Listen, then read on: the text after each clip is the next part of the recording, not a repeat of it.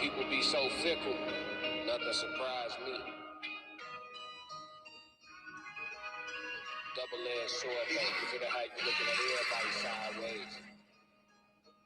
Shit. Look around, don't know who to trust. Nah, for real. Lately I've been paranoid, I gotta chill. Ask me how I feel, think I'ma tell you not for real. But I grind like I'm still unfulfilled. Ain't satisfied till I touch a certain end. Can't say the number, they applied against my plans. I'm turning up, dog, this one for the gym. Come to these bars, I only play above the rim. Boy, I'm Thomas Shepard. Long sleeve with the quarter boys. Really came to get buckets. Purnell with the defense. Too slick, you can't touch me. Bud Crawford on offense. I'm unassuming, but I'm really punching. Underrated, I'm starting to love it. Stacking days, I'm stacking the budget. When I win, ain't none of it lucky. Tapped in, I got it from nothing. Stay ready, preheated the oven. Just did a theater, I'm still a recovery. Therapy team, they really love me. They'd kill me if they knew I was jumping. High speed chase, I had to punch it in front of thousands. I started with hundreds. Don't really see no competition. This look like a luncheon. Suggest you let me mind my business. Catch you if you lunch. They love you all these years, but at the end, you wasn't nothing. Oh my God. Look around, don't know who to trust. Not for real. Lately, I've been paranoid. I gotta chill. Ask me how I feel, think I'ma tell you not for real. But I grind like I'm still unfulfilled.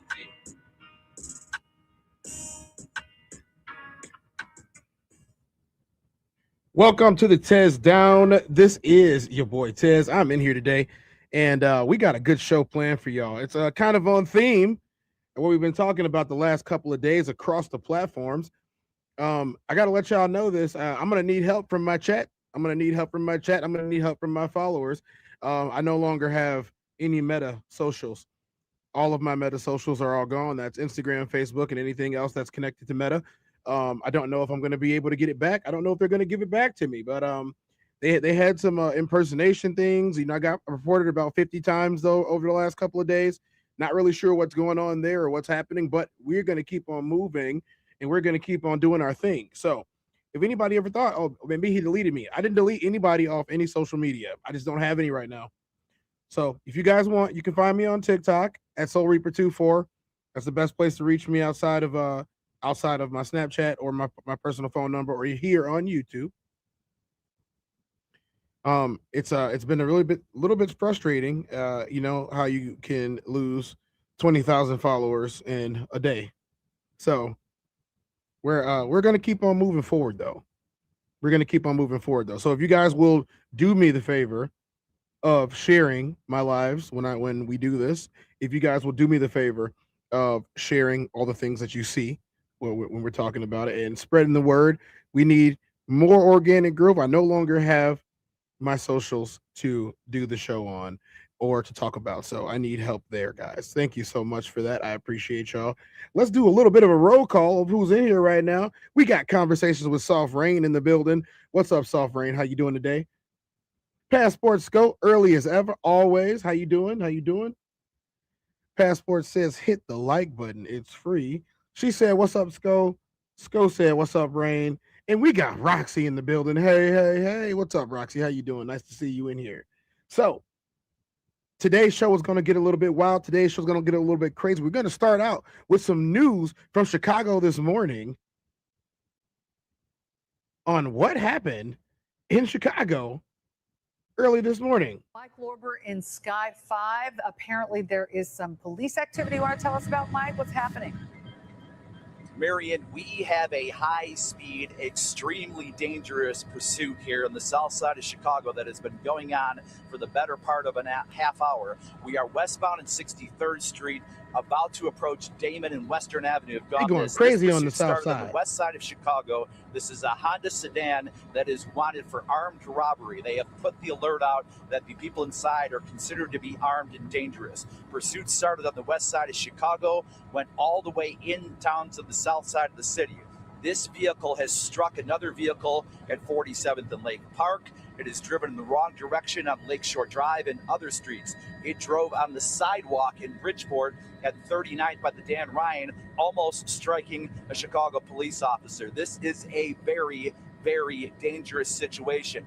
What you're seeing right now from this vehicle driving in the wrong side of traffic, it's been doing this over and over again. So South. 3rd Street. We are coming up, I want to say, on Western or California Avenue here. Let's say Kedzie, 63rd and Kedzie, heading southbound. Again, this pursuit's been going on about 40 or 50 minutes. It's been followed by the Chicago Police Department and local Chicago police officers. The ISPERN alert was put out also. That's the Illinois State Police Emergency Response Network. Now heading towards the middle of Marquette Park here. We are southbound on Kedzie, about to approach 67th Street. And again, we see this over and over again. This vehicle has already caused one crash as it goes south right in the middle of Marquette Park at 67th and Kedzie. The vehicle's been driving at a high rate of speed. Initially, as I'm listening to the scanner, so initially this was just being pursued or followed by an aircraft, but once this vehicle drove so erratically, struck another vehicle, went up on the sidewalk and almost hit, we go west on 71st and Kedzie, almost hit another vehicle. That's when Chicago police had decided to pursue themselves. And again, you've seen us do these pursuits before. Jack, our photographer, is following the vehicle, but behind that vehicle are Chicago police officers on a high rate of speed here. So behind the school here, 71st, I want to say about Holman, westbound 71st and Holman. We're now here in the city's south side. Again, this started on the west side of Chicago near Holman, all the way up by Division Street, went into the city, in on the Eisenhower, south on Lakeshore Drive. The vehicle actually drove in the wrong direction of Lakeshore Drive, struck another vehicle at 47th and Lake Park, eventually made its way to Bridgeport. You'll see a video of all of this later, where it was on the sidewalk and almost struck a Chicago police officer coming in the other direction. The vehicle has exceeded 100 miles an hour. The vehicle continues to drive erratically at high rates of speed. Now let's pinpoint our location here. Okay, go ahead, Marion. Now, I'm just going to ask you to remind everyone the police pursuit protocols that the Chicago Police Department has, because we do see this every now and then. It looks like he hit it. Through the gate. Went through a gate. Just hit a dead end. This is a gate here. So we are westbound at 71st Street. This kind of ends. Now we're going into an industrial area here. We're at about 71st Street, 71st.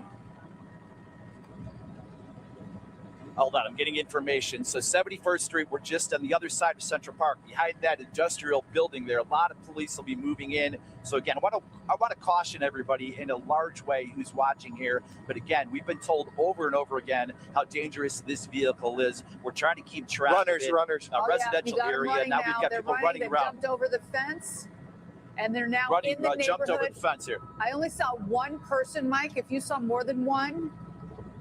Three people. Okay. So yeah, we've got 3 people in the vehicle. We're off of Pulaski here. So we've got off of Pulaski. We're about a block east of Pulaski.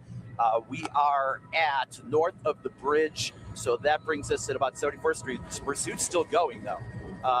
Jack, from what I can see, the pursuit is still going. I don't see any police officers or any cruisers at all. We're still seeing police officers. All right, yeah. So we've got people running, but while they're running, we still got cars coming in. So cars are coming in all kinds of directions.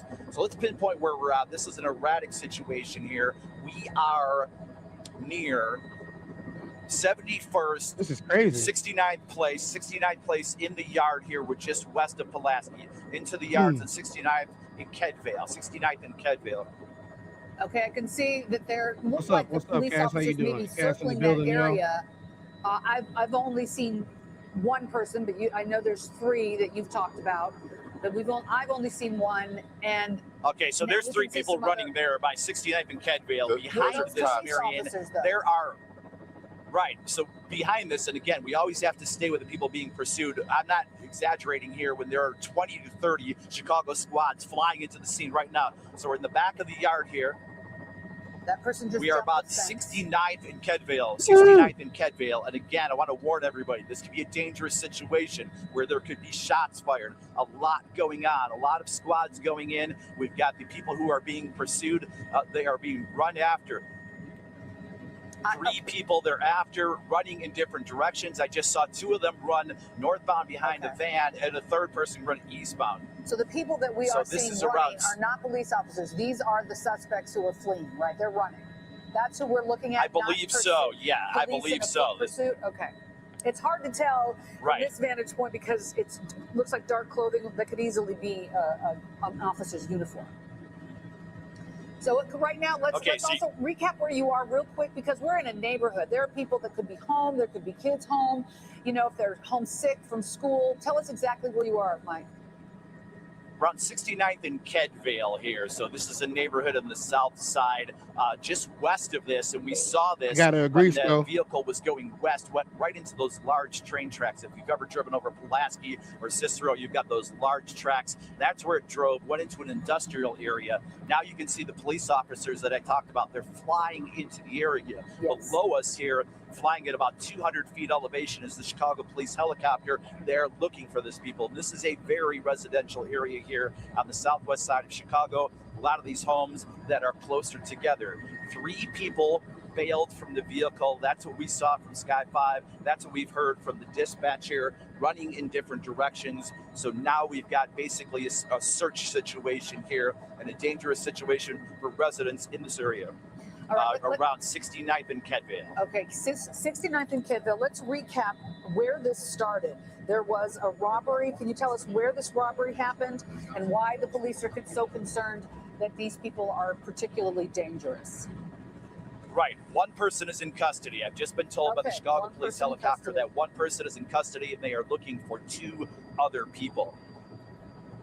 Jack, if you can, and I know you need to stay widen out for just a little bit, for about 2 more seconds.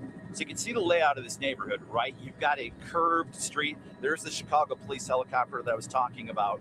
And you've got a curved street here where it kind of comes around in a little semicircle here by 69th and Kedvale, a couple blocks west of Pulaski. A lot of places to hide here, a lot of close-knit homes here, garages. So this is a difficult search for the Chicago Police Department. But we saw, after they bailed out of the vehicle, a few dozen officers. They keep. All right, so we've got an address here. I'm going to listen for 1 second.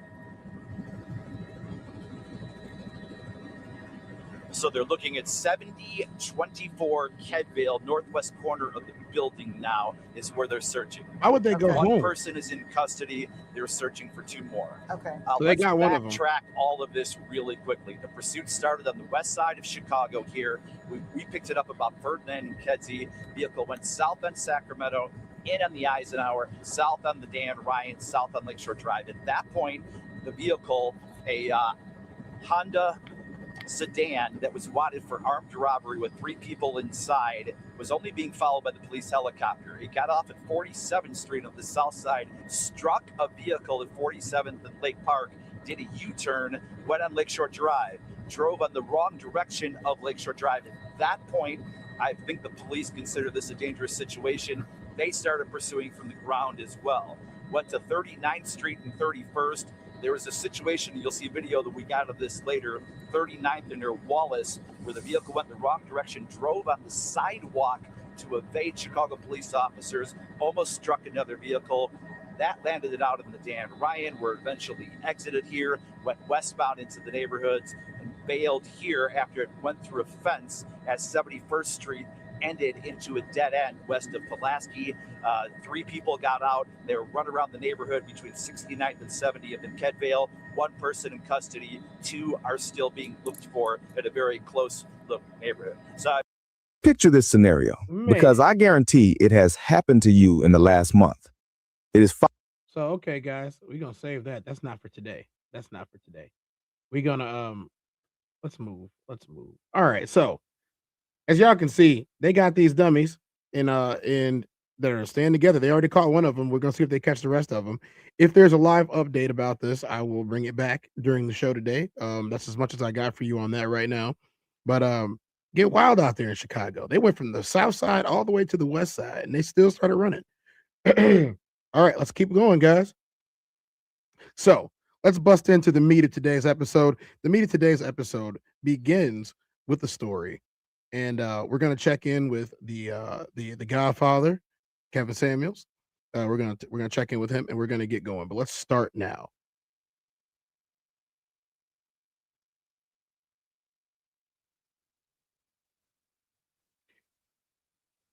We're gonna start with the idea of privacy. Okay. If you've ever felt like you're suffocating in a crowd while everyone else is thriving, your brain might be wired completely different. And science just proved why you're not broken. You're just built for something most people will never understand. Ever walked into a packed mall and felt like someone just turned the volume of life up to 11? The fluorescent lights are stabbing your eyes, strangers are brushing past you like you're invisible, and there's this low hum of chaos that makes your chest tighten. You look around and everyone else seems fine. They're laughing, shopping, living. Meanwhile, you're standing there like a glitching NPC wondering when you can escape. Here's the thing. You're not broken, you're not antisocial, and you're definitely not weird. Your brain is just processing reality on a completely different frequency. Let me explain. Number 5. Your nervous system is a supercomputer running too many programs. Most people's brains have a built-in filter. It's like noise-canceling headphones for life. They walk into a crowd and their brain goes, okay, ignore the crying baby, ignore the guy yelling into his phone, ignore the smell of pretzels mixed with perfume. But your brain? It's recording everything in 4K HDR with surround sound. Psychologists call this a highly sensitive nervous system. I'm going to tell you guys right now, I have what is considered a highly sensitive nervous system. I'm telling you guys that not to, make myself a monolith or anything, but I'm taking in everything around me. I'm highly aware of my surroundings. I'm highly analytical of everything else that's going on around me. And overstimulation is a thing. There is a time when I need to get out. Your brain doesn't just notice things, it absorbs them. Every conversation fragment, every facial expression, every shift in energy. It's like trying to drink from a fire hose while everyone else sips from a straw. No wonder you're exhausted after 20 minutes at a party. Studies show that highly sensitive people process sensory data 30% deeper than the average person, which means your brain is literally working overtime while others are on autopilot. That mental exhaustion you feel, it's not laziness. It's your brain running a marathon while everyone else is taking a casual stroll. And here's what nobody tells you. This hyper-awareness made our ancestors survive.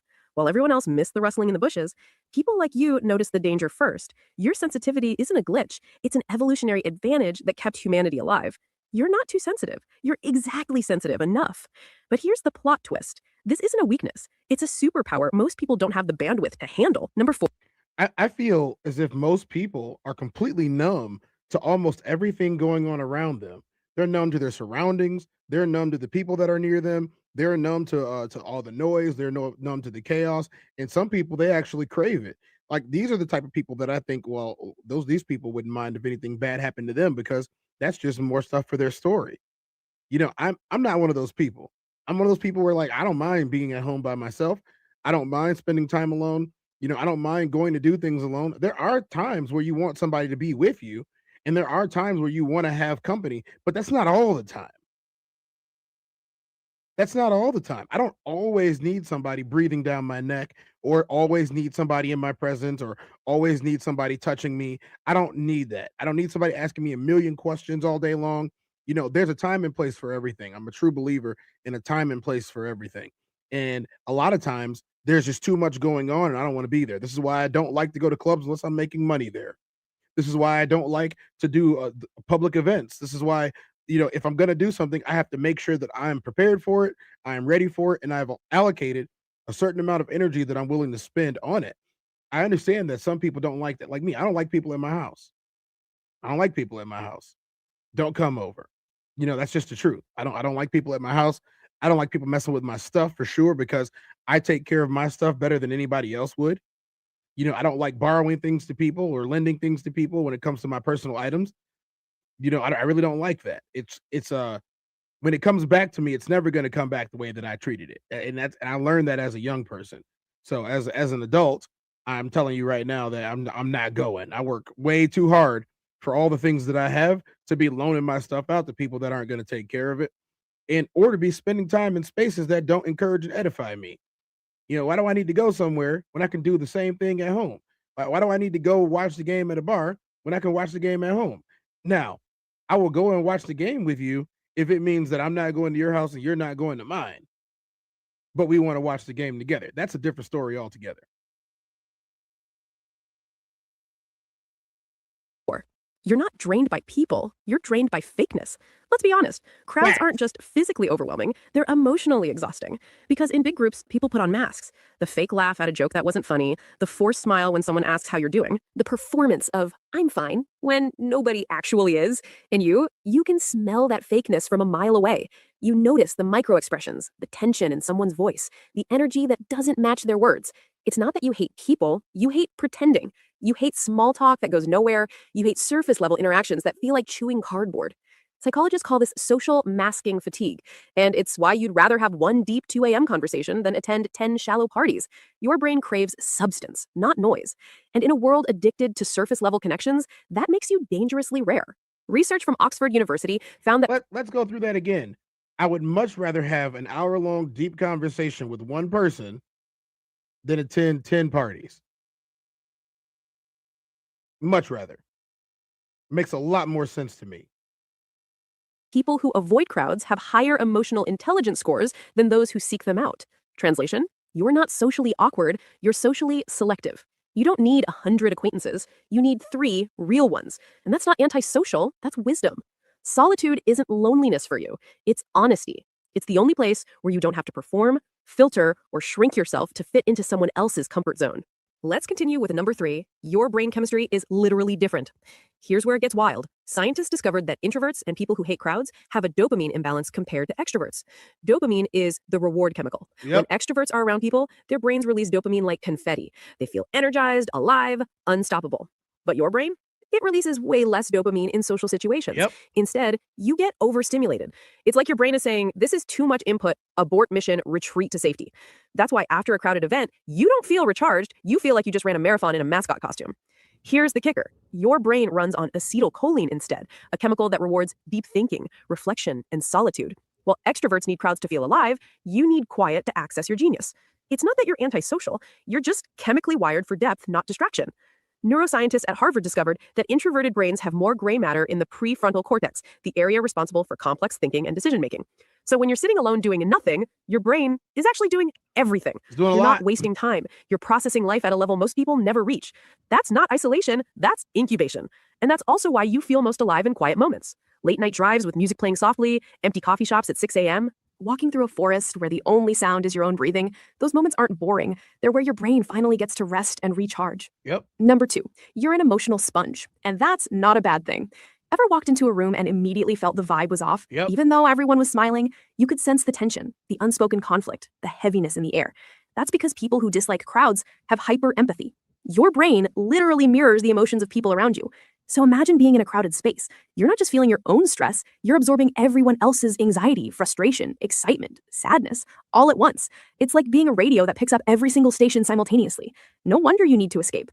But here's the beautiful part. This makes you one of the most emotionally intelligent people in the room. You understand people on a level most never will. You see through the masks. You feel what's unsaid. And that is rare. Number 1, you're not avoiding life. You're protecting your peace. Society loves to glorify being busy, loud, and constantly surrounded by people. If you're not at every party, every event, every gathering, you're labeled as antisocial or boring. But here's the truth they won't tell you. Choosing peace over chaos is one of the bravest things you can do. You understand something most people spend their whole lives running from, that silence isn't empty. It's full of clarity. You have to choose peace over chaos. You have to. You have to choose peace over chaos. There's nothing interesting enough to ruin your peace over. That's just the truth. That's just the way I see it. You can make a lot better decisions if you're worried about your peace than if you're engaging with the chaos. Creativity, self-awareness. Your solitude isn't loneliness, it's self-connection. It's where you do your best thinking, your deepest feeling, your most authentic living. You're not missing out. You're opting out of a game that was never designed for people like you. And that takes guts. So next time someone asks, why are you so quiet? Or why don't you come out more? Just smile, because they don't realize you're listening to the world in a way they can't. You see things deeply. You feel things deeply. And in a world that's constantly screaming, your quiet is revolutionary. You're not broken. You're just built different. And that's exactly what the world needs more of. So tell me, are you someone who hates crowded places, or do you thrive in chaos? Drop a comment. Yeah, I don't think they have to be opposites. I just think that there's a better way to do things. There's a much better way to do things. What do y'all think, chat? Do you think that people who are introverts, they fare better in the world than people who are extroverts? I don't know, but we're not going to spend too much time dwelling. We got a lot of show left. This next story, I want you guys to pay close attention to. All right? This next story is going to be good.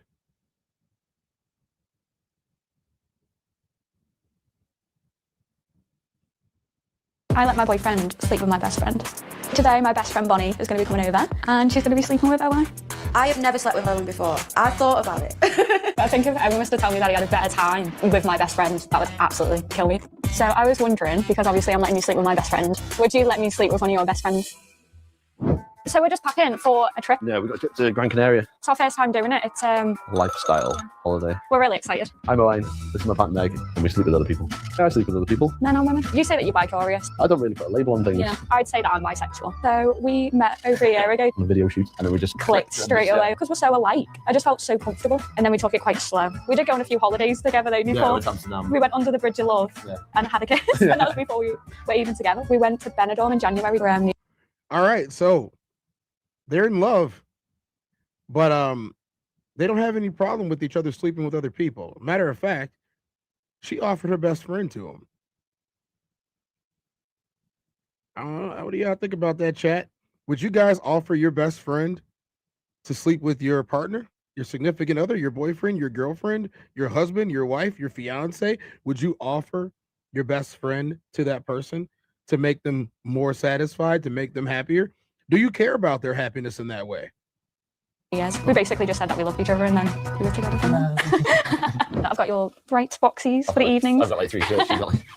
So we decided to open up the relationship. I think it's always been like that, really, hasn't it? Yeah, because we started off as content creators and we got together, working with other people anyway. So on our own, weren't we, at the start? So it's always been open. There was a time of jealousy at the start of the relationship when we were like seeing each other and we weren't together yet, because that's when you don't know the boundaries. Come on, Rain. Why not? Why not? Why would you not do that? I need to know reasons why. Don't just tell me no. I need to know what your thought process is behind this while we watch these people enjoy their lives. Reason you haven't spoken to each other about what the relationship is yet. I think communication is the main boundary that we need. If we talk about it before and say, look, are you comfortable with this happening? Yeah, that is literally all that matters, just communication. You able to grab that? Thank you. Come on. So today my best friend Bonnie is going to be coming over and she's going to be sleeping with Owen. When Meg asked me if I would sleep with Owen, I was a little bit surprised at first, but at the same time, not. I kind of knew it was coming. So when Owen told me that he wanted to sleep with Bonnie, I wasn't really shocked to be honest. It didn't feel weird, like, oh, he wants to sleep with my friend, because she's, friends with the two of us, and we're always cuddling. We're all just so close. It just felt normal. We were all having a joke around, and me and Owen, we like to have a little bit of a flirt with each other. Nothing harmful, and she kind of just came out with it. Like, she just went, do you want to sleep with Owen? I was like, what? So I said yes. Basically because it's something that interests me. The way I've sort of lived my life as an adult is very open. I have never slept with Owen before. I thought about it. So how do you girls feel about what's happening today? How would that make y'all feel if you found out your best friend has wanted to sleep with your partner? How would it make you feel if you found out that your best friend was already thinking about sleeping with your boyfriend, or already thinking about sleeping with your girlfriend? Like, if your best friend came to you and said, listen, let me tell you, Rhonda is looking real good, Nick. Now, mind you, neither one of these are fictional. Both of these are fictional names that I'm just throwing out there. But like, you tell them, Nick, Rhonda is just like, your girlfriend is just, she's so bad, bro. She's nice. She looks good. Like, I bet she feels good. Does she know how to do that little thing with her tongue? Come on, man. Tell me about it. Let me tell y'all a story. Let me tell y'all a story.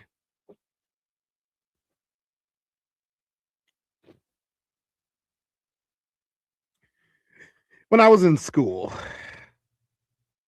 I'm not going to tell y'all which school because I've been in multiple schools, multiple grade levels. But when I was in school, I had this wonderful, wonderful girlfriend. She was good looking. She was kind of popular. She was a cheerleader. Like, let me tell you, she was great. And so my boy, who had been my friend since like 5 years old, he came up to me in the weight room. He was also my weights partner. He was my lifting partner. We played sports. He was my lifting partner in weights. And one day I'm on the bench and I'm putting up some heavy weight, y'all. Like, we're talking about young Tez. I am strapping. I'm putting that stuff up. So mid push up, on this bench bar. This man approaches me and says, "Hey, bro, I'm gonna switch it to colloquial because he used names." So he said, "Hey, bro, I just gotta know, what do they look like when she takes her shirt off?" This is the first time this has ever happened to me. Nobody's ever done this to me before. Nobody has ever mentioned anything about my girlfriends in the past. Not to me, not unless they were another chick. Especially one of my bros, somebody I've known for so many years. Like, we're talking about over a decade. He said, "Now she looks a lot like my girl." And they did. They looked very similar, very similar. I had been dating this girl a whole lot longer than he had been dating that girl. But he said, "She looks so much like her, but like, she's like the original. It's like my girl's like a bad copy." And I said, "Bro, what?" He said, "Yeah, my girls, like when she take her shirt off, they a little bit too liquid. Like they go too much to the side. I don't like that. Like, how do they sit when she take her shirt off?" I said, "Bro, I'm not answering that question." That was the last real conversation that I had with him. I'm letting y'all know this right now.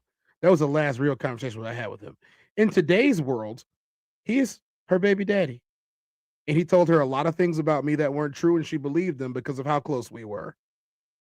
Me and her relationship never recovered. We broke up soon after, and they went together for a while. They got pregnant immediately, and they're no longer together either because, hey, ill-gotten gains, you know what I'm saying? He played that role. He played that role of, and the crazy thing about it is we hung out with them. Like, we hung out with them often. We still cool for the most part. Me and so the other people, not her and him. I'm not cool with neither one of them. But me and the other people, the other person that he had going on with him in his life, we're still cool. Nothing wrong with that. We're still cool.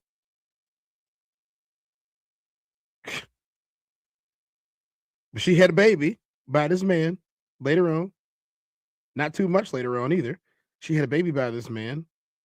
I lost my girl, who I thought was the girl of my dreams. And I had no idea that my friends wanted to bang my girlfriend. I learned from that mistake. And my friends don't meet my girls anymore. And I know, guys. What you mean your friends can't meet your girl? They're not supposed to. I'm convinced. So, as we can see right here, this girl's best friend wanted to bang her boyfriend and didn't say anything about it, but now they've introduced the concept, and I think it's going to happen. We're very comfortable. I think because we're all so comfortable anyway, and always cuddling and giving each other kisses. I think a lot of it is because I've been there from the beginning since you two got together. You know how much I love you two together, so she trusts me 100%. Yeah, and that is a massive. She said, "I've been here since y'all got together. You know how much I love you, and you can trust me to do him the right way." Thing in it, I think because we're all so comfortable. Is that how it works, chat? Is that how it works? Is that all it takes? You love them. You love her. You've been there since the beginning, so you should be able to get some of that man too. All right.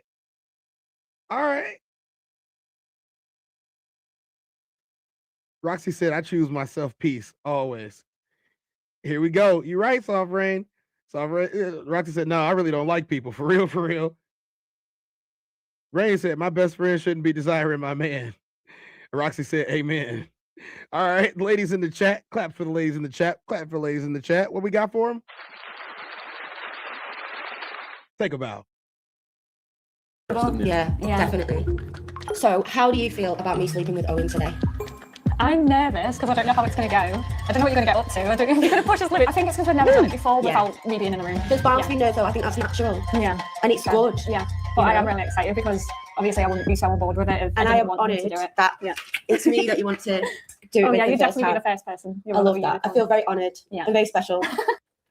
So I was wondering, because obviously I'm letting you sleep with my best friend, would you let me sleep with one of your best friends? That depends who you want to see. Why is it? There's a bit of hesitation there. Yeah. Yeah, he ain't with that. No, he's not with that. No, he's Fun not loves with it, that at you all. wanna see. Okay, perfect. Well, No, Let's go go for back. one, let's go Go for back. the Look other. at this man's face. He ain't with that. He's not with that. They both are intrigued at this prospect. Look at that. Look at the faces. They're intrigued at the prospect of this, but he's not with it. Said, not the looks, hard pass by. Look at the way they're looking at each other. Things around about it. all right. Fun loves to do it. You're allowed to do it. Okay, perfect. Well, It's good for one, it's good for the other. yeah. Right then. He ain't with that. You ready, guys? He All ain't right. with he drank his Give me your old cup. prize. I love you. I love you. You didn't have too much fun. Oh no, me never. Go fun. Let's do this, Owen. Oh my darling. Let's go. I'm feeling quite nervous, I'm not going to lie, now that it's actually happening, but really excited at the same time. Do I think it's going to affect the friendship? I don't think so, because we're all so close anyway. If she somehow didn't enjoy it, maybe, because it might be a bit awkward afterwards. I don't think it will affect mine and Owen's relationship now. I think, you know, if anything, it'll bring us closer. I'm definitely going to be asking him quite a few questions. I think all night he's going to be bombarded with questions, to be honest, of how it was and how it was different, you know, from in the bedroom with me, or if it's very different, the comparison. I'm quite anxious, actually, to hear how good she is. But I think if everyone was to tell me that he had a better time, you know, with my best friend, that would absolutely probably kill me inside. Yeah. Yeah, I'd probably be really upset. I would ask for some tips though. So basically what she's saying is if he had a better time with her, then that's gonna ruin her. Why would you let it happen in the first place if this is your main problem? Let me tell you, he's going to have a better time with the friend. Why? Because there are no attachments. It's easy. It's free. He ain't got to worry about dealing with her afterwards. She's coming there for what she wants. And that's some pole. And he's going to give that to her. They're going to have a good time. They're going to get cleaned up. She going to leave. And then he's there with this woman again. The one that doesn't know of her friends better than her. Guarantee you something else is going on here. And hopefully this video allows us to see it. But she's letting her insecurities out on camera right now. And that's never a good sign. And how I can improve. Hi. Hello, my lovely. How was it? Oh, you off? Yeah, I'm going to put my shoes on. The mouth. Really good time. Oh my gosh. Haven't we? Let's be good. Oh my gosh. I'll let you two discuss it. Okay, and then we can get down to the nitty-gritty details Oh, as we'll well. have our on discussion what's that. later. We have fun. I was a bit Okay. nervous then. Didn't I can wash hear it all your going on. hands. Shoes No. on. Right. Roll again. I love you. Love you. Bye-bye. Here's the kiss you. Bye. Oh yeah. They're Are gonna you do that excited again. after I'm hungry now. that? You're hungry? I was just a bit worried that I'd, you know, regret it happening, but no regrets. Would I do it again? Yeah, we should all get involved. Or you bring your friend over. How would I feel about Meg sleeping with one of my friends? It depends who. What who would you? I don't think I'd sleep with any of your friends, to be honest. Why not? Your friends are quite just normal. We've had a lot of judgment the past few days. We've just joined a dating group on Facebook and we posted ourselves. We're a couple looking for other Or couples. People. singles. The amount of hate that we got, people were tagging the friends saying, oh yeah, take one for the team and stuff like that. A lot of people were saying, you obviously don't love each other. You obviously aren't happy with one another. Like, why are you trying to find someone else? Like, there must be something missing. But it's Yeah. like, no, it's just fun. People Because at the just end of the day, you can go do all that, And but then you come can back come to each back to the person that Yeah. you People question it and they find it really bizarre and they just say like, you feel know, like it's obviously not going to work. yeah, they say Because of that. what we do. I posted a video of me getting ready for my first date without my boyfriend, and loads of people were commenting on that and, you know, saying nasty things. If someone said you lot are weird, your bloke questionable is a sin. Oh, it's a sin. Just thinking that. This is the lifestyle that we want to live, and this is the dynamic of our relationship. So they've realised that that's what we're doing. What do I love the most about Meg? I just love the way you are with business. Business savvy. You've just always been so supportive. I've never met someone so supportive in my life. What does the future hold for both of us? Wedding. There's Yeah. loads. You're gonna propose to We're me gonna then, go. Yeah. I think Yeah, that we're you're just having a gonna good travel time lot more talking about a because wedding we've after he just got done. What would you say to the Family, people your that friend. judge us negatively? It's up to them, and if they want to judge us, they can judge us. At the end of the day, you know, our lifestyle is different. Everyone has different boundaries. That's just their way of life. But this is our way of life, and we're enjoying it. So, Just be happy. yeah, they don't have to agree with us. No. Doesn't change anything for us. All right. Name of that is Love Don't Judge. If y'all want to check it out, go watch Love Don't Judge. There's plenty of episodes on this channel, and that's what they do. I was gonna hit the comment section. Let's hit the comment section. What are y'all thinking in the comment section? Let's hit the comment section. All right, we got Soft Rain says she wants the sister wife, but he ain't ready. I don't know, Soft Rain. I think he might be ready for the sister wife at this point. Looks like he's having a good time being a brother husband. Roxy said that's a SOS. Shiny object syndrome. He's gonna enjoy it. Yeah, that's what I'm saying. Shiny object it's right in front of him. He's gonna enjoy that. What do you think the Godfather has to say about this? I mean, there's plenty that we could break down on this. It looks like she wasn't entirely comfortable with her friend banging her boyfriend, but she knew she had to do it because what we heard was that he lets her go on dates outside of him. So she had to let this happen, and then it was easier for her because hey, that's her best friend, and now her and her best friend are even closer. You know, it looks like him and the best friend had a great time. He seemed super happy. His demeanor was even better when he came back down. I don't know. Maybe this is maybe you should let your best friend have your boyfriend. What do you ladies, y'all gonna let that happen? Y'all gonna let that happen? Let's see what the Godfather has to say. On this episode of The Peef, Let's Talk. And that's why I said as an image professional who sat down with tens of thousands of hours to be certified, I know what the fuck I'm talking about. But you want to send me studies like I don't know. And I'm like, it's like and I asked this one, like the diminishing of each other and the fact that rest in peace to the Godfather, Kevin Samuels. Rest in peace. I'm 20 years older than a black. We got Anton Daniels in there. Don't even look like Anton Daniels. But hey, ain't nothing wrong with growth, y'all. Ain't nothing wrong with growth and getting your swag up. Ain't nothing wrong with growth and getting your swag up and getting your blue blocking glasses so you can protect your eyes when you're doing all types of content all day. Ain't nothing wrong with jumping in with topics, you know, because they're hot topics. And that's what the reason why people like to watch us. People love to watch the Raw Society Coalition, don't they? Yes, they do. Yes, they do. And we like to watch them too. So let's go ahead and watch a little bit of this episode with these guys. Professional. It's just like, goddamn, you know better than I do. That's kind of rich. I'm not at all. Yes, you are. Yes, No, I'm not. Okay. No, I'm not. And I think what it is, honestly, what I think it is, you don't see it. But however Anton put it, or Courtney's put it, I put it, we're all feeling the same thing, which is why I said at the beginning, your appearance has one thing to do, but the way you behave and communicate with people in general has more impact on your professional outcomes. You have 3 people that you're in conflict with here. Because I wanted you to chime in on the whole conversation about side chicks. Okay. And women get side chicks praise. And I wanted to get your insight on that. Okay. See, so I want to be clear that look at it from a historical context. A side chick, mistress, a woman that fulfills roles that your wife may not be as competent to fill. Because the question was, can you learn anything from your side chick? Something like that. Well, if you look at polygynist or polygamous relationships, oftentimes sister wives coach other wives how to be better in certain areas. She's just a legal side chick, well, an acceptable side chick. But if you look back throughout history, men of power, men of resource have always had their principal wife and have had the opportunity to have women who came to their court to play the harp, read poetry, massage, dance, whatever. Did they have sexual access to these women? Of course. Did they always choose to opt for it? Sometimes yes, sometimes no. But those women were considered side chicks. Now, I think in Black America, we look at, I think our relationships are so basic to where we think we can get everything from one person. And a side chick per se does not necessarily mean it has to be a sexual relationship. Case in point, look at the average CEO of a Fortune 500 company. They take their executive assistant with them from company to company to company. To company. That is called his work wife. Anybody in the company knows that his executive assistant is his work wife, but his wife at home is his primary wife. There have been I have witnessed when executive assistants have coached wives up to try to make up with their husbands because she's around him more. So I think we were looking at it from just a strictly sexual standpoint, which I understand because it's the first thing that inflames passions. But if it ultimately gets down to say that if a woman is around your man and knows your husband in ways that you don't, and he goes to her for whatever, is there any benefit to you hearing is there any benefit? I've been saying this for a long time. We talked about this on multiple shows for the last couple of days with the coach from Michigan and his work wife that he had for the last couple of years before his life imploded. She's spending 40 hours a week plus with him. You can't stand him most of the time. Who do you think knows him better at this point? And it goes the same thing on the other side. The work husband knows your wife better than you do, bro. She is free when she's at work. She is free, unencumbered by children, unencumbered by her husband. She can be herself as far as work allows her to, freely and clearly. And you think that the work husband don't got a crush on her for real?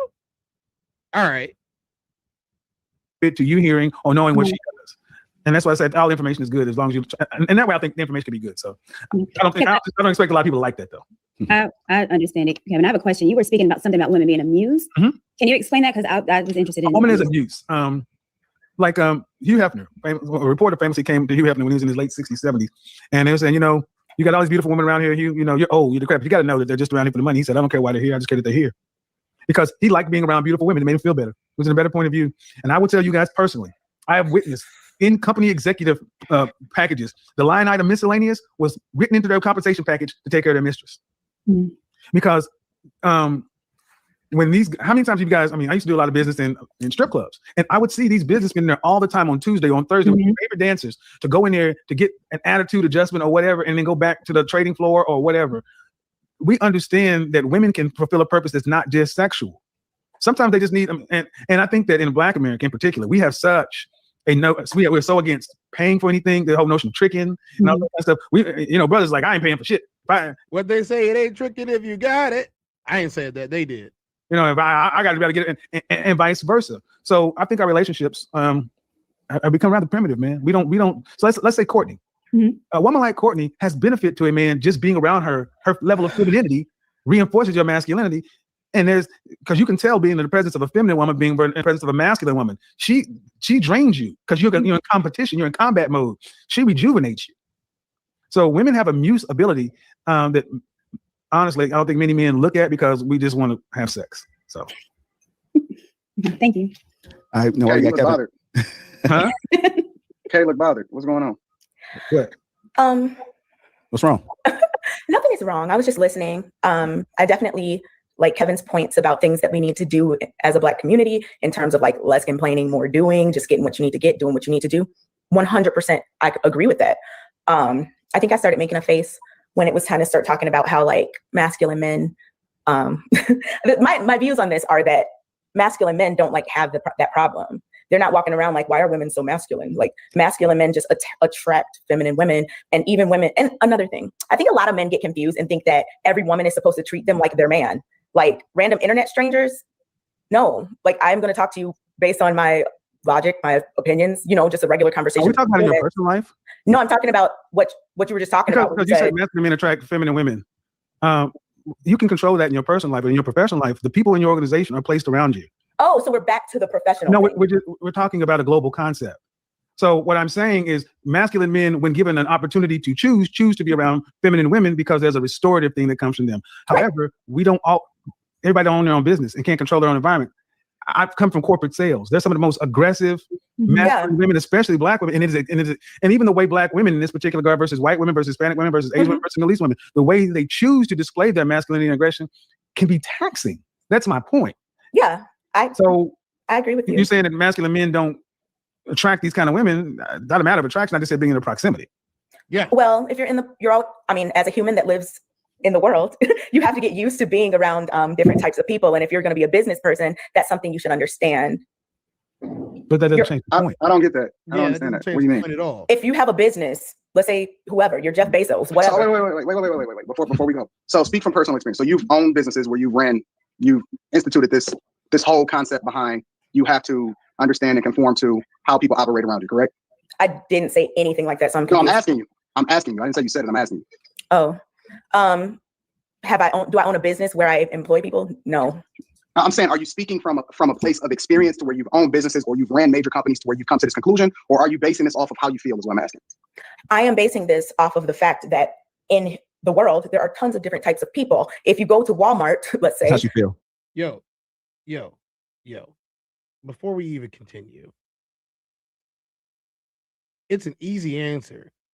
I have experienced this, or I feel this way.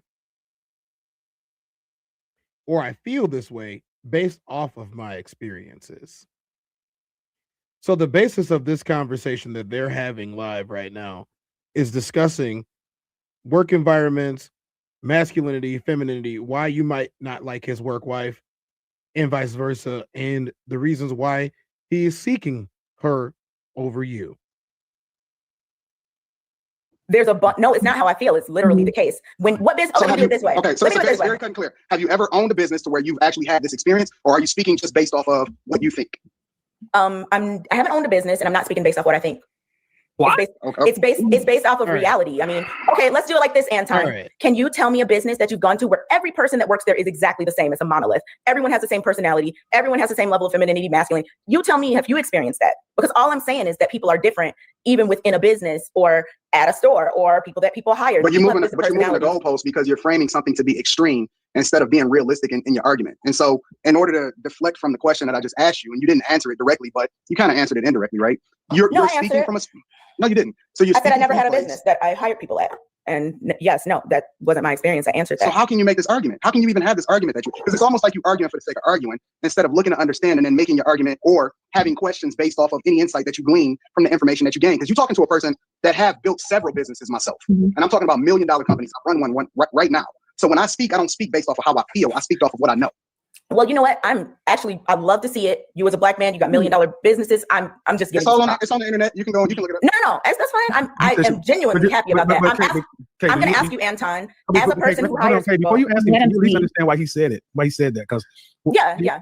Okay. Yeah, like experience versus conjecture. Yeah, I get it. Anton, so then you tell me, you educate me because you know more than me because you've had businesses I haven't.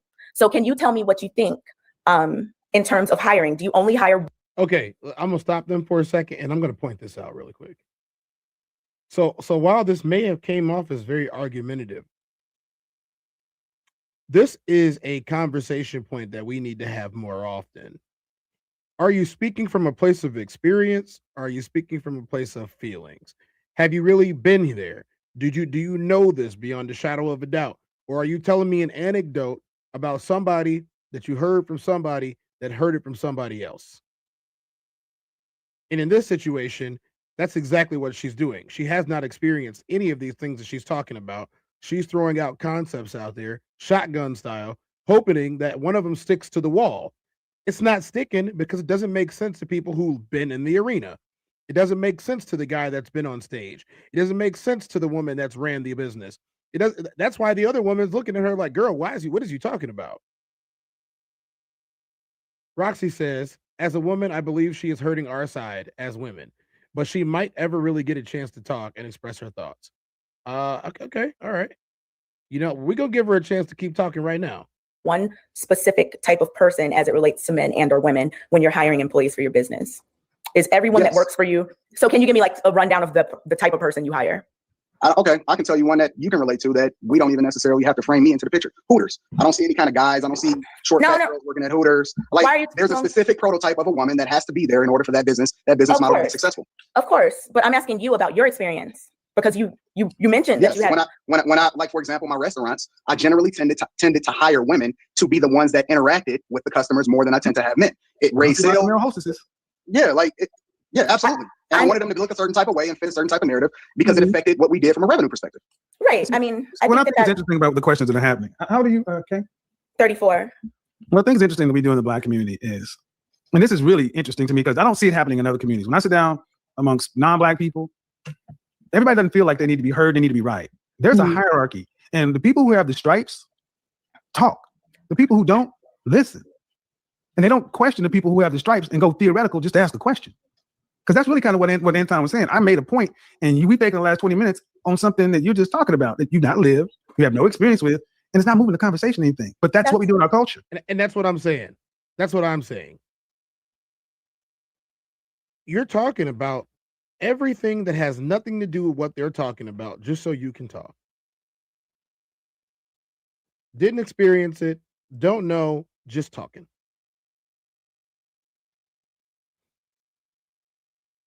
That's why I asked him. I was trying to get more enlightened based on his experience. But you would be more enlightened if you just listened. I know.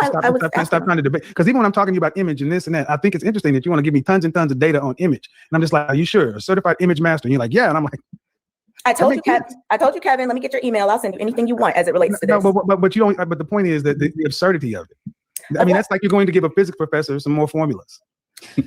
But you're not a researcher, are you? It's a professional. That's what I mean. Courtney, he's grown. He can speak for himself. What? See, you can see, and this, hold on. Before we even go, here's the thing. It's one thing to, because again, and that's the whole reason why I called you out when you first started when we first brought up this conversation, because I don't honestly think, and we can go down that path too, because I'm very much like prepared to be in entertainment, on this show, right? But when you first came onto this whole subject, you framed it like you were the only person that was natural and you don't went on the show and out of all of the women. So I don't think that you're coming from a place of being authentic, and I think that you're coming from a place to try to make a point. So if you're just trying to make a point, or you want to get across whatever it is that you feel in your energy, then go ahead and do that, and then we can just move on. But like my my time is money. You know what I'm saying? So I'm not going to argue with people just for the sake of arguing. You know what I'm saying? Like when I talk, people listen. When I walk into a room, people be quiet because they pay attention to what it is that I'm saying. So even when Kev comes in, honestly, when Kev comes on the platform, I very rarely say anything. And it's because I'm gleaning information from somebody that's lived and experienced things in a space that can actually add value to my life. So I'm listening to understand and not listening to respond. But the vibe that I get from you based off of the conversations that you've been having on this whole platform is based off of you have an agenda, you have something that you want to get across. And so I just want to know what it is. Honestly, I genuinely want to know what it is. Thank you for, explaining that to me. It helps me to realize why maybe I'm getting the pushback that I'm getting. When we started talking about the women and beauty standards and just natural beauty situation, I was simply bringing up the fact that can be substantiated by data that Black women with natural hair do have a harder time in society because of their natural hair. Like I said, anyone who wants those studies, I can definitely send them to you. Now, I get what Kevin was saying, that it shouldn't matter. Let's just do what we need to do. I get that. And what I was actually saying is those are multivariate analysis. Those are universal. That's a one factor study. And we do that all the time in Black America. We take one factor and we extrapolate it out. You have to have multivariate analysis to see something like that. There is no multivariate analysis on hair texture. And that's why I said as an image professional who sat down with tens of thousands of hours to be certified, I know what the fuck I'm talking about. But you want to send me studies, like I don't know. And I'm like, it's like and I asked this one, like the diminishing of each other, and the fact that I'm 20 years older than a Black professional. It's just like, goddamn, you know better than I do? That's kind of rich. I'm not at all. Yes, you are. No, Yes, I'm not. you are. Okay. No, I'm not. And I think what it is, honestly, what I think it is, you don't see it. But however Anton put it, or Courtney's put it, I put it, we're all feeling the same thing, which is why I said at the beginning, your appearance has one thing to do, but the way you behave and communicate with people in general has more impact on your professional outcomes. You have. Hey, we heard it there from Samuels. I guess they weren't going to be able to get in there, but what's up, Deanna? How you doing? You should have popped in earlier. They gave her plenty of time. She didn't use it very well. We're going to move on to the next segment, y'all. We spent time on that one. The next one is married couples get brutally honest. So already today's show, I'll give you guys a rundown for those of you that weren't there from the beginning. We started off with the police chase in Chicago. Then we moved on to a couple that is getting married soon, but they sleep with other people. In this particular episode, the man decided that, the woman decided that she was going to let her best friend sleep with her man. You can see his whole demeanor change once he came back down from doing the deed with her best friend. Her best friend got up out of there. And the first thing she starts talking about is, okay, when are we getting married? So he was taking a little bit of a back by it, but hey, it is what it is. I haven't checked in and see how that couple's been doing ever since that episode aired. I probably won't. But if you guys want to, you guys got to see all of their tags in my videos. And you guys know we don't hide the tags in the videos from this. And then we moved on to a work wife / work husband discussion between it used to be the Kevin Samuels show, but now it's Room 9 with Anton Daniels, who was in there. And they basically talked to a woman about what goes on at work, but she admitted that she'd never been in the situation that they were discussing. Her opinions weren't taken as invalid. They listened to everything she had to say. The problem was there was no substance behind it. And then they gave the answers as to why there was no substance behind it. And it made sense. She basically just wanted to have an argument. And they were like, we're not arguing with nobody. Even the other woman that was on the panel was like, hey, girl, we're not arguing. But now we're moving on. We are at married couples being brutally honest with each other. I don't know how this is going to go because I haven't seen it yet. So you guys are going to see. That's a good question. That's a good way to keep going. Hey, guys. Has your family ever gotten in the way of your relationships? This ties in perfectly with the topic of today in privacy and close friends, including close family now. Has their family ever gotten in the way of your relationship? Has your family ever gotten in the way of your relationship? Has it created tension? Do some of you have mothers that don't like your boyfriends and girlfriends? Do some of you have fathers that don't like your boyfriends and girlfriends? Has there ever been a situation like that? I mean, for me personally, I don't introduce my family to what's up, G? How you doing? Constantly that happens. What's up, Witter? How you doing, man? Nice to see you in here. Yeah, I mean, for me personally, I don't tend to introduce somebody that I'm seeing to my family members to quite a while later. And I do understand that for some people that might not be a good thing. But if I'm going to be pursuing a relationship with them, Like, I would hazard a guess that by the time I made it to marriage, then my family's opinion no longer matters to me. What it says, how can it be handled though? That's a very good question. My personal opinion on this is you need to keep things separate. You need to see things separate but equal and private. Your family doesn't know what's good about the partner that you're with. Your family doesn't know how they make you feel or the ways that they support you, the ways that they keep you moving forward. Your family doesn't know any of those things. You know, the reason why you fell for them, your family doesn't know why you fell for them because they're not in love with them. You are. I don't think you have to explain why you love somebody to somebody else. If you have to explain why you love somebody to somebody else, they're probably not looking out for you. What about perception? And perception is the biggest problem. So it's a double-edged sword, right? So all of us get up every day, we shave our faces, we brush our teeth, we comb our hair, you know, we put our clothes on, put on jewelry, whatever, to smell goods on us. A lot of us, most of us should be doing those types of things. And because we don't want to have a bad image. But there's a difference between you caring more about what other people think of what you think looks good on you and about you than what you think and what your partner thinks. If you care more about what the outside world thinks about you and your partner, then you and your partner are going to have a lot more problems internally. So it's a double-edged sword. You can't not care what they think about because looking good, smelling good, being attractive, being well-groomed, being well-dressed, being well-spoken, you know, having nice accessories, those things will garner you attention to help you move up socially, but more importantly, financially. It's way more important. People love to hire good-looking people. People love to hire attractive people. People love to have something good looking around them, whether it be male or female. They don't want some slob. Nobody wants a slob in the office. Nobody wants a slob in their vehicle with them when they're riding around doing their thing. You know, nobody wants that. But when it comes to perception, do you care more about everyone else's opinion of you when you are doing your best?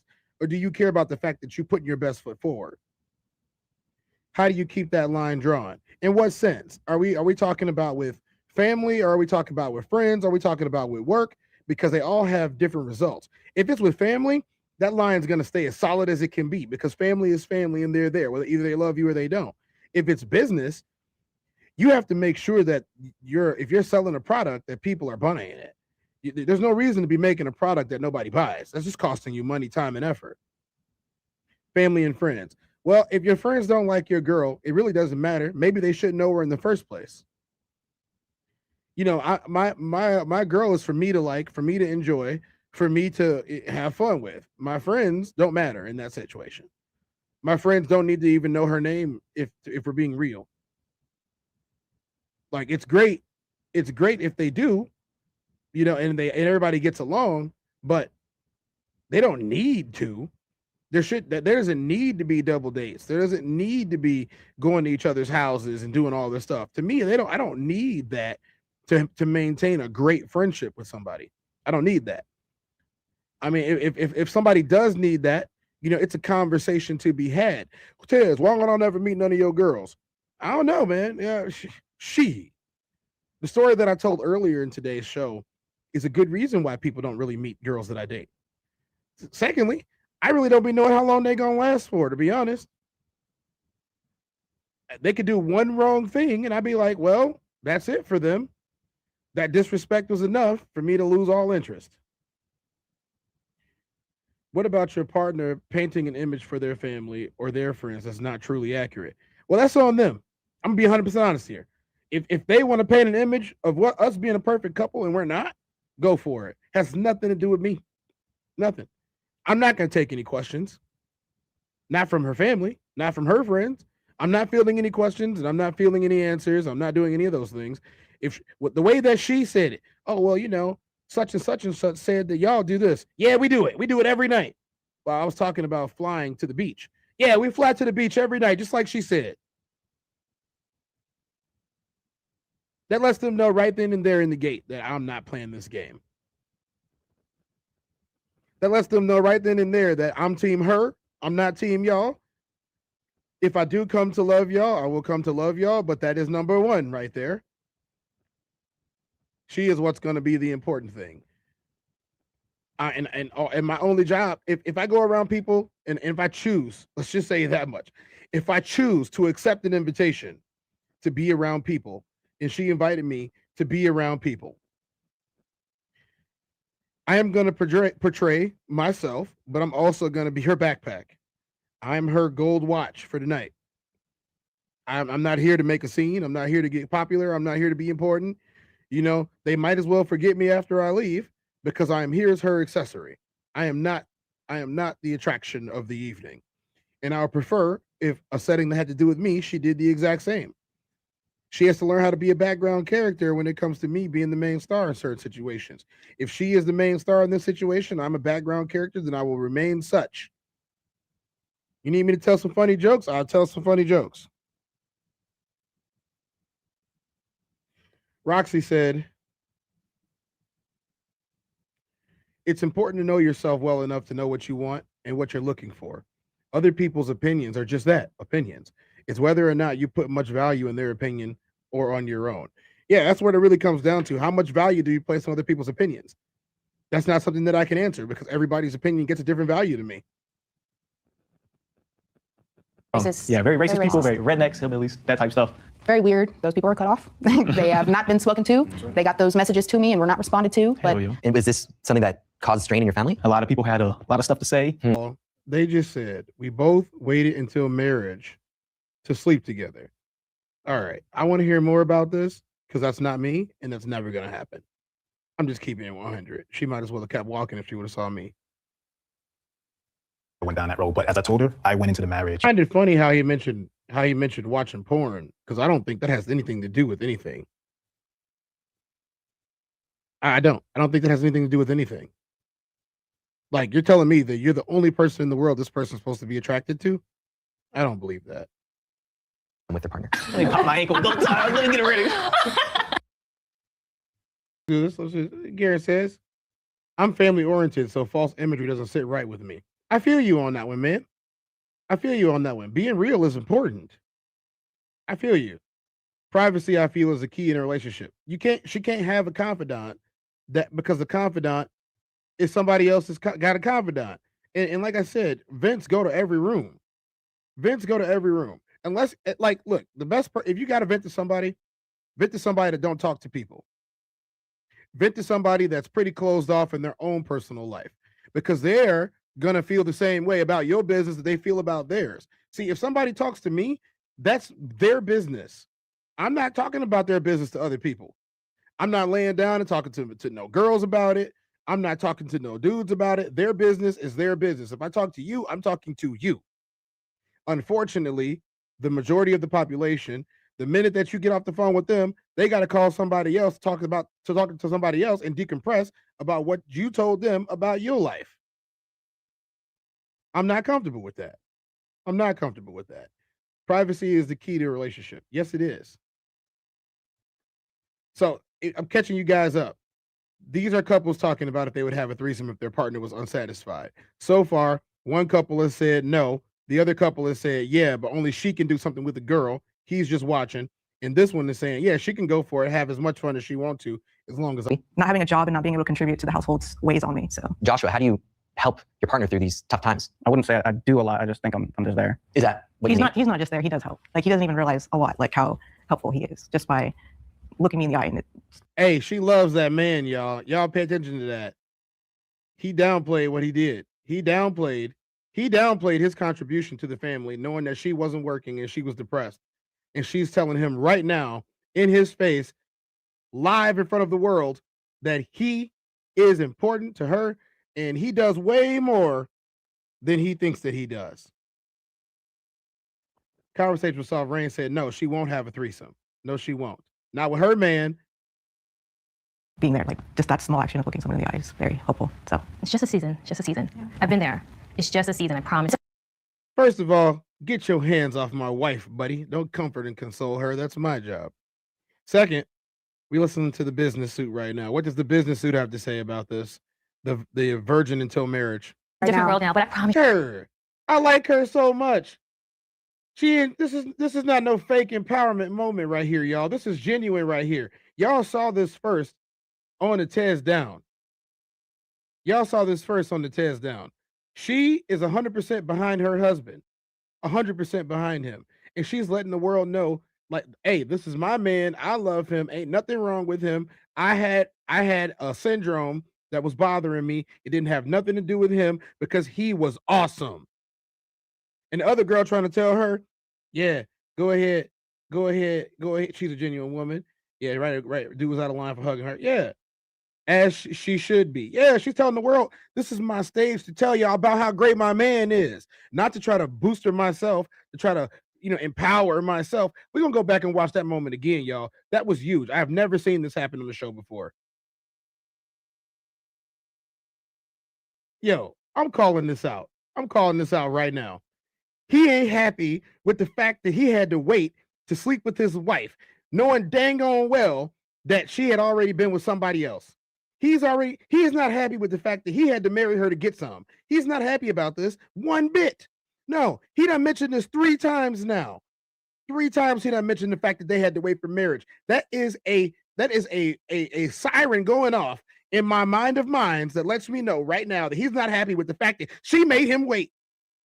And he's a decade older than she is. He still made him wait. She's in her 30s. What was she thinking? That's what he's thinking right now. We're gonna hear the rest of this. We're gonna hear the rest of this right now because we just look. That is a code that is cracked. He done mentioned this 3 times, y'all. He feels some type of way about this. He is not being genuine, and the words that are coming out of his mouth are being reflected in his body language. On our faith in God, so A big part of my spiritual journey. Oh, here we go. Religion